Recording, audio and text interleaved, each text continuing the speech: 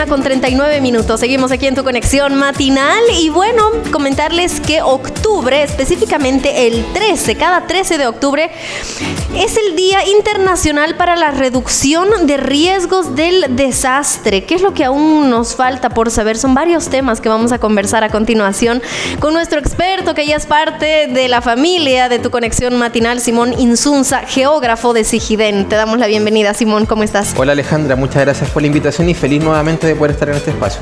¿Cuál es la finalidad de la celebración o conmemoración, mejor dicho, de un día en específico para la reducción de riesgos del desastre? Sí, bueno, el 13 de octubre se celebró este día a nivel internacional, que es un día establecido por la ONU para todos los países.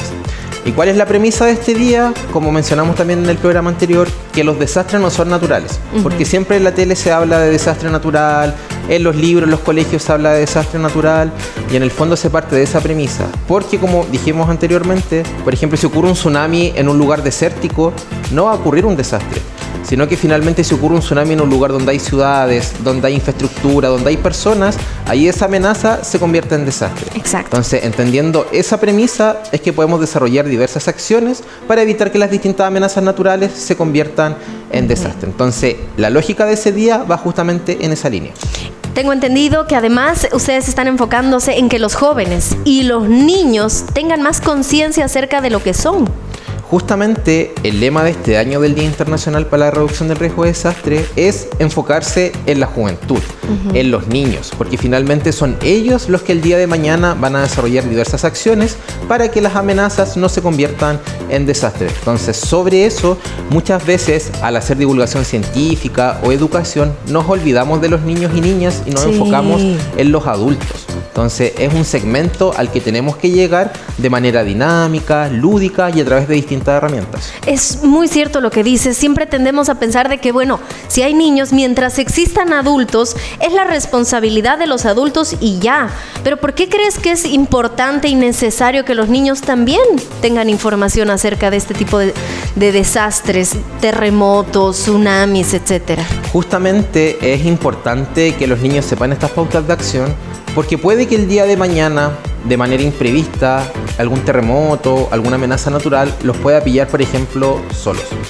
Entonces, o quizás, no sé... Niños que se quedan en la casa, por ejemplo. O quizás un niño está arriba en la pieza, el papá está abajo. Tienes razón. Entonces, sobre eso, los niños también tienen que tener algunas nociones sobre cómo actuar en caso de emergencia, pero lo ideal es que siempre estén en compañía de un adulto. Por ejemplo, si estamos en el colegio, tienen que estar a cargo de los profesores, profesoras. Si estamos en la casa, a cargo de un mayor de edad, un hermano. Pero si pensamos en un caso extremo, en un caso aislado, por ejemplo, tiene que ser alguien, o sea, tiene que ser un niño que algo, por lo menos alguna noción sepa, ¿cierto? Ahí, por ejemplo, en Chile actualmente no tenemos tantas señaléticas, por ejemplo, de evacuación. Pero me pongo en el caso, por ejemplo, de un niño en la costa, que lamentablemente, por ejemplo, de manera imprevista está solo. O se pierde de sus papás. O se pierde, por ejemplo. Entonces, es necesario que vaya reconociendo las vías de evacuación, las señaléticas, y sobre eso quizás acercarse a algún carabinero, algún funcionario de emergencia o algún vecino que justamente también esté en proceso de evacuación para que pueda llegar a zona segura. Pero lo más importante es que siempre después se pueda reunir con algún familiar. Claro, eso sí, obligatoriamente. Y es por eso que ustedes como Sijidén también desarrollaron una serie que se llama Kai Kai, que está enfocada en los más pequeñitos de las familias, en los niños. ¿De qué se trata? La serie Kai Kai nació en la pandemia, el año 2020, porque eran intervenciones que nosotros hacíamos presencialmente en los colegios. Entonces, como ya no pudimos seguir yendo a los colegios, recreamos esta serie, que el nombre proviene de la narrativa mapuche sobre diversas amenazas naturales, que es Kai Kai y Tren Tren, que es una lucha entre dos serpientes, que Kai Kai, por ejemplo, trata de inundar lo que es el continente, mientras que Tren Tren trata de elevar los cerros. Entonces ahí se produce como una fuerza, una lucha entre tsunamis, terremotos, actividad volcánica, Entonces nosotros escogimos al personaje de Kai Kai, que ahí por ejemplo van a poder ver atrás, es una serpiente, como una especie de dragón, que justamente explica cómo se originan los tsunamis desde una perspectiva mapuche, pero en los siguientes capítulos vamos entendiendo algunas perspectivas más científicas. Las placas tectónicas, qué son los tsunamis, cómo, por ejemplo, tenemos que evacuar, se aprende también a armar el kit de emergencia. Entonces, justamente atrás en la pantalla está apareciendo Kai Kai. Claro. ¿Y por qué es importante, por ejemplo, recoger algunos personajes como Kai Kai? Porque también hay harta evidencia científica que justamente a través de personajes, de dibujos animados, donde los niños pueden comprender distintas herramientas científicas. Porque un niño no va a leer un paper, no va a estar 30 minutos metido en la televisión. O un adulto a veces no sabe cómo explicarles de modo de capturar la atención de un niño. Si empieza a hablarle de las placas tectónicas, precisamente, como que el niño quiere saber, pero necesita un material didáctico enfocado en ellos también para que puedan entenderlo, ¿cierto? Y justamente la serie Kai Kai está disponible en el canal de YouTube de nuestro centro, Sigiden, y consta de 5 capítulos que va recogiendo todo lo que hemos visto también a lo largo de este segmento acá en tu conexión matinal. Desde armar un kit de emergencia, reconocer las vías de evacuación, qué tenemos que hacer, por ejemplo, si hay un terremoto que no permite mantenernos en pie. Y junto a Kai Kai también nos acompaña Panky, que es un niño, niña, como que no tiene género asociado, que va también explicando como distintas herramientas respecto a los tsunamis. Entonces, en la serie está tanto Kai Kai, que es esta serpiente que produce los tsunamis, como también Panky, que es este niño, niña, que nos va como explicando los distintos conceptos detrás de la serie. Para niños y niñas, ¿de qué edades está enfocada esta serie? Nosotros enfocamos esta serie en el ciclo básico en general. Hemos probado, por ejemplo, con niños desde kinder hasta octavo básico, pero también se lo hemos presentado a estudiantes de educación media y funciona de manera muy correcta. ¿Y cuáles han sido las respuestas que ustedes han recibido? ¿Qué comentarios han recibido? Les gusta la serie, lo colorido también de los personajes, que se pueden traducir muchos conceptos asociados al riesgo de desastre de manera sintética, porque cada cápsula dura aproximadamente 1 minuto y medio. Incluso hemos recibido también comentarios de profesores que justamente iniciativas como esta pueden reducir los contenidos curriculares de 3-4 clases en 10 minutos a través de esta serie. Y realmente cuando uno empieza a conocer más, empieza a perder el miedo, porque uno tiene miedo a lo desconocido, y a prepararse más ante cualquier eventualidad. Como adultos tenemos tantas dudas, como adultos cometemos tantos errores, como por ejemplo el tema de la planificación territorial, y ahí ya me gustaría que nos enfoquemos un poco más en el tema de adultos. Sí. ¿Por qué todavía cometemos tantos errores? Respecto a la planificación territorial, ¿qué es y qué nos falta? La planificación territorial son distintos instrumentos que básicamente lo que hacen de manera bien general es establecer los usos de suelo. Por ejemplo, ver acá si se puede construir casas, si solo está permitido área verde, etc.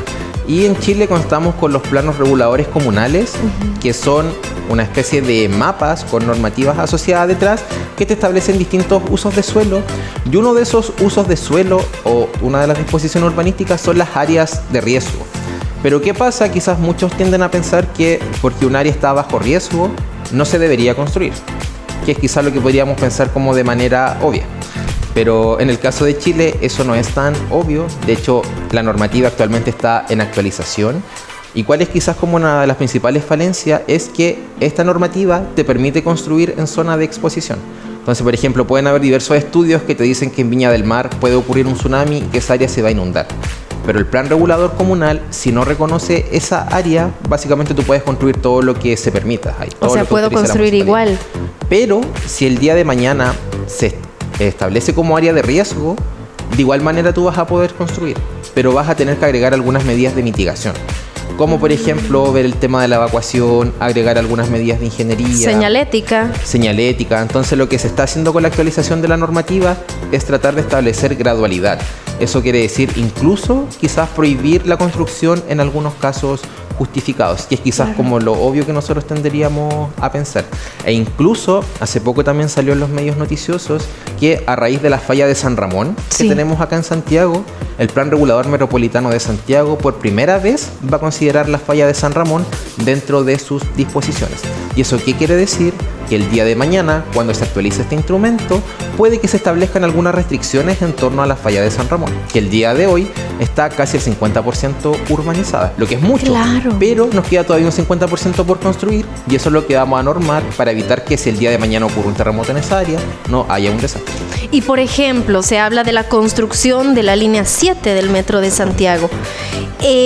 Igual se dice que tomarían en cuenta este tema de la falla, que no construirían directamente donde posiblemente en caso de un terremoto pueda haber algún tipo de daño, pero eso ya es una decisión de quienes están construyendo, o ya sería bajo la norma que no lo estarían haciendo. Ahí, claro, tenemos como dos partes. Uno tiene que ver con la decisión de quienes están construyendo, Ajá. porque también a nivel normativo se permite, por ejemplo, como vimos anteriormente, quizás construir. O sea, sobre podrían una falla. hacerlo si se quisiera. puede hacer, pero si se considera en este caso la amenaza natural, que es la falla de San Ramón, Sí. tienen que ejecutarse algunas medidas de ingeniería para que si el día de mañana la falla se activa, no haya tanto daño en la construcción del metro. Porque, por lo que se ha visto también, sería como la primera vez que se va a construir sobre o bajo la falla respecto Exacto. a las líneas de metro. Entonces también va a sentar precedente de cómo el día de mañana la ciudad va a seguir creciendo. En el tema de, por ejemplo, los edificios que han sido tan terrible lo que ha sucedido con esos socavones en Concón, también está directamente relacionado con este tema de que hay algo que falta regular respecto a las construcciones. De hecho, es un tema importantísimo porque el Plan Regulador Comunal de Viña del Mar y Concón permitía la construcción en zonas de dunas. Claro. Y esto, ¿qué es lo que hace? Que, por ejemplo, ante episodios de lluvias fuertes y también considerando que las dunas están actualmente sobreexplotadas de edificios, ante cualquier perturbación se produzcan episodios como los que vimos el año pasado, que fueron muchos socavones ahí en la zona.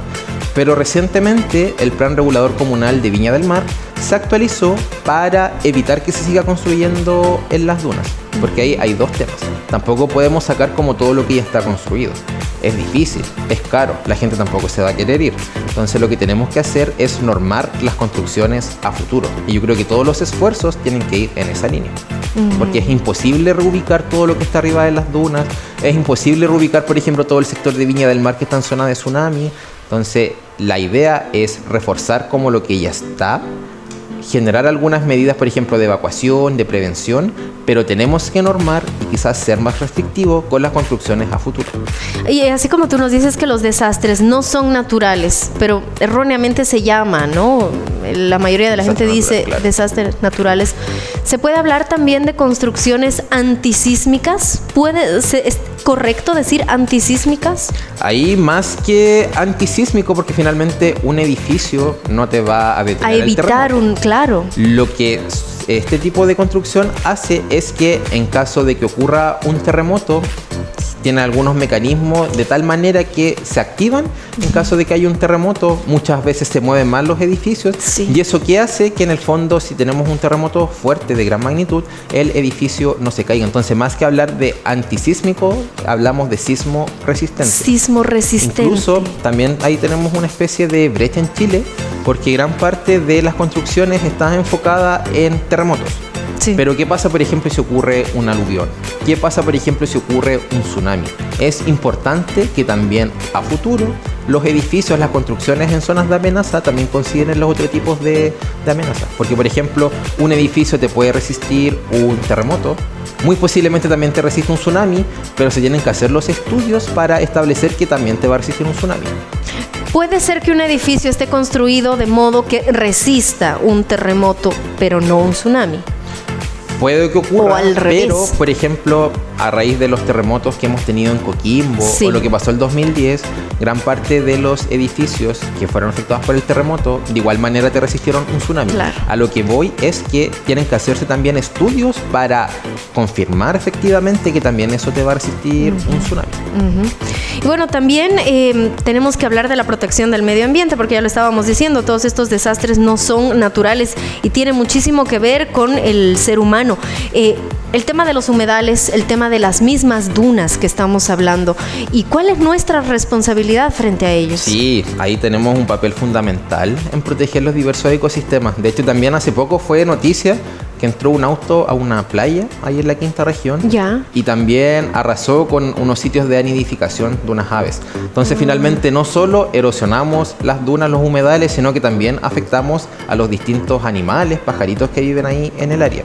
¿Y por qué es importante proteger las dunas, los humedales? Porque hay demasiada evidencia científica que establecen que, por ejemplo, en caso de terremotos, tsunami e inundación, estos elementos, dunas, humedales, actúan como barrera. O sea, tienen una función dentro Tienen de la una naturaleza. función. Incluso también lo que pasa en otras latitudes con los manglares, estos bosques de manglares que están en el mar y que también te evitan inundaciones. Pero ¿qué es lo que pasa en Chile? También a raíz de esta planificación territorial permisiva, vamos construyendo sobre las dunas, vamos tapando los humedales, porque en el fondo también son bonitos, es atractivo tener un condominio al lado, pero finalmente arrasamos con todo ecosistemas. Y si el día de mañana ocurre una inundación, un tsunami, todas estas áreas van a ser afectadas de sobremanera porque no vamos a tener finalmente este rol mitigador que cumplen todos estos ecosistemas. Por eso es importante que si el día de mañana vemos, por ejemplo, un auto entrando a una playa sobre una duna, también tratemos de alertar a las autoridades para que finalmente esas prácticas no se normalicen. Porque finalmente distintas acciones como entrar a la playa pueden hacer que el día de mañana una marejada, un tsunami actúe de mucha más intensidad en las zonas que están pobladas ahí cerca de la costa. Y esto podría haber tenido que ver, como por ejemplo en Estados Unidos, acabamos de ver lo que pasó con el huracán Milton, que no fue tan grave como se decía que iba a ser, como lo proyectaron, que también tuvo que ver con la cantidad de bosques, por ejemplo, que fueron talados, que eso también sería un factor mitigador y por eso se están viendo más huracanes en este lado del planeta, ¿es cierto? Ahí la relación que se hace es que finalmente al haber mayor deforestación hay menor captación de CO2 y según también los diversos estudios, el CO2 y otros gases de efecto invernadero aceleran lo que es el calentamiento global y con ello el cambio climático. Entonces finalmente al tener menos bosque, obviamente también estamos actuando de manera directa y estamos contribuyendo a que finalmente haya más gases de efecto invernadero y los eventos climáticos y meteorológicos actúen de manera más intensa. Y ahora una pregunta que sin ser sensacionalista, sin asustar a la gente, pero uno se pregunta, ¿podría llegar a suceder algo similar aquí en Chile? Sí, de hecho tuvimos en el invierno como algunas alertas de que venía un huracán a Chile, pero ahí para la tranquilidad de quienes nos están viendo, en Chile es imposible que ocurra un huracán. Imposible. Imposible. ¿Por qué? Porque para que exista un huracán, el mar, el océano, tiene que tener temperaturas elevadísimas, cercanas a los 30 grados. Pero gracias a... ¿Qué es lo que se veía en las costas de México? Es lo que se ve en las costas de México. Pero en Chile tenemos la corriente de Humboldt, que esa finalmente hace que nuestras aguas estén frías. Por eso, por ejemplo, si vamos a Viña del Mar o a La Serena o más al sur, cuando entramos al agua nos da frío. Sí. Es bien fresco. Es bien fría, y sí. en Chile las temperaturas oscilan en torno a los 20 grados, la temperatura del mar. Ya. Entonces, para que ocurra un huracán en Chile, el mar tendría que subir 10 grados de temperatura. Y eso es casi imposible. De hecho, cuando tenemos el fenómeno del Niño, que es este evento asociado a mayores temperaturas, mayores precipitaciones, oscila en torno a los 21 o 22 grados. Es decir, cuando tenemos eventos cálidos, el mar tampoco sube tanto su temperatura. Claro. Entonces, en el corto mediano plazo es imposible que ocurra un huracán en Chile, porque además tenemos la cordillera de los Andes, tenemos la cordillera de la costa, que también ayudan un poco a frenar todos estos tipos de eventos meteorológicos. Sí, por ejemplo, en el caso de Isla de Pascua, que es más tropical, puede que hayan algunas tormentas más tropicales, por así decirlo. Pero huracán como tal no es imposible y tampoco hay registro en Chile. Esa es una buena noticia, afortunadamente. Vamos a revisar el Instagram entonces para que ustedes también conozcan más del trabajo que viene realizando Simón precisamente. Sí. Simón Insunza, esa es tu cuenta de Instagram. Estamos realizando distintas actividades de divulgación científica, tanto en redes sociales como también hacemos intervenciones en colegios. Y justamente ahí también está destacado un lanzamiento que vamos a tener el próximo martes en el Museo Histórico Nacional, allá en la Plaza de Armas. ¿Y qué es lo que vamos a lanzar? Vamos a lanzar una plataforma que se llama el Repositorio del Desastre, SIGIDEN, que básicamente trata de establecer diversas narrativas sobre los incendios que ocurrieron este verano, las inundaciones del año pasado en Licantén, y la idea es que todo el material que nosotros recolectamos quede también como un archivo histórico para las siguientes generaciones. Claro. Porque no es solo recoger, por ejemplo, las fotografías, los videos, los testimonios que tenemos allá, sino que también se establecen diversas recomendaciones. Y este tipo de material, este tipo de plataforma va a ser usable para público escolar, para gente que está en la casa, pero también para tomadores de decisión. Es bien transversal. De hecho, en el panel vamos a contar con Cristian Farías, que es un geofísico, divulgador experto, ha escrito libros, etc. También vamos a tener a escolares dentro de nuestro panel. De igual manera va a estar Senapred, que es este organismo oficial del Estado encargado de la reducción del riesgo. Sí. Así que va a estar bien bueno. Así que las y los invito el próximo martes desde las 10:30 horas en el Museo Histórico Nacional. Si entran, por ejemplo, después a las redes de Sigiden, ahí está el link respectivo de... Estamos viendo, justamente, sí. Ahí está también para que encuentren más información.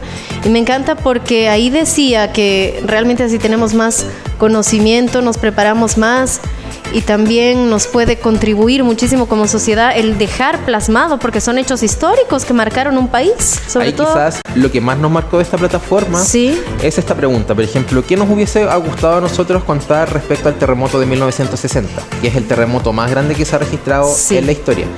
Pero en el camino igual se ha ido perdiendo mucho documento, mucha fotografía, mucho testimonio. Entonces lo que hacemos acá en el repositorio es justamente integrar todas estas herramientas de manera digital para que queden disponibles para las siguientes generaciones. Claro, y lo que pasó este año con con el incendio en la quinta región. Que es el terremoto más grande registrado en Chile en su historia. Exacto. Bien, Simón, te agradecemos muchísimo. Siempre es muy interesante conversar contigo y todo esto nos prepara y nos ayuda a tener resiliencia, que decía igual en una de las páginas, que eso es importantísimo, y a conocer cómo podemos evitar una situación que puede ser más grave. Podemos saber cómo actuar en algún momento que esperemos no ocurra. Gracias. Sí, ahí, como siempre nosotros decimos, estar preparados es tarea de todas y todos. Entonces, espacios como este es importantísimo para educar a la población en la casa. Muchísimas gracias por tu visita. Los invitamos a hacer una pausa, pero es pequeñita. Ustedes ya saben que tenemos muchísimo más hasta la 1 aquí en Tu Conexión Matinal.